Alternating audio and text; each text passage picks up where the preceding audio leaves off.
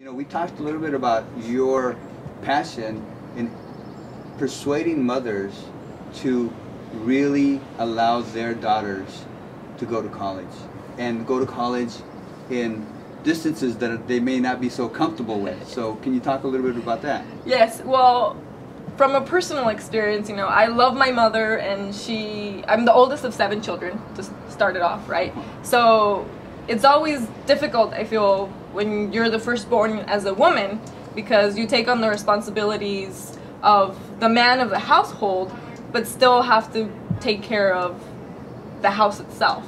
So I grew up being the Cinderella, you know, cleaning up after my brothers, washing all the dishes, doing everything that my mom expected me to do, but always did homework and all these other things behind her back because she thought that going to school was a waste of time. So when I got the acceptance letter to UC Berkeley, she kind of just shrugged and said, well, it doesn't matter because you're going to go to community college, if that, you know, next door, because Berkeley's way too far away, and who cares, it has a weird name anyway, so you're not going to go there. So it was this weird, you know, tension between my mother and I, trying to figure out, well, I don't really know what college is all about. Frankly, I'm not even really sure where Berkeley is on the map. You know, I grew up in Los Angeles. And what was it going to be about? The only thing I had in mind was that it was going to be able to eventually give me the economic freedom to have my parents not to have to keep working for the rest of their lives, you know, way after retirement. So I had, I guess, the guts to be able to stand up to my mom and say, no, I'm doing this. So I pretty much ran away from home to go to college. And I know that's not an easy thing to do, you know, especially when you have so many people counting on you and they see you as a role model. I left, you know, all the little kids at home. I always babysat them.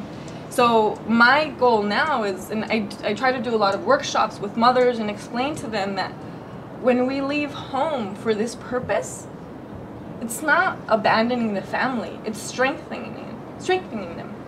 Because what we're trying to do is create this bond of embracing our cultural roots and having other people enjoy them. Now there are other people that know that I'm Mexican and that my parents came illegally to this country, and now they don't think, because of me, they think that that's an okay thing. They're like, oh, now we understand this immigration thing. You know, you're Mexican, but you're not bad. But imagine what would have happened if I had not gotten that education. Exactly. So we need to really show mothers what that's like and have them help embrace and support their daughters during this process, because trust me, going to college is hard enough. We do not need any more people telling us we can't make it. Or the guilt factor, right? Yes, talk about feeling guilty constantly. Always, because I was told I wasn't allowed to leave the house until I got married. And I'm still not married, and I don't want to be anytime soon. But, you know, I have a different path. But I think a lot of us feel that our parents are going to disown us, or going to stop loving us if we don't follow with the path that they think is the best for us. Guess what? They love me more. And it's going to be the same for anyone else. We just have to, it's to stop being afraid of what we think our traditions are telling us to do, and follow through with our heart. It's really just following through with your heart and what you know deep down is best for your family as a whole and for yourself. Once again, beautifully said.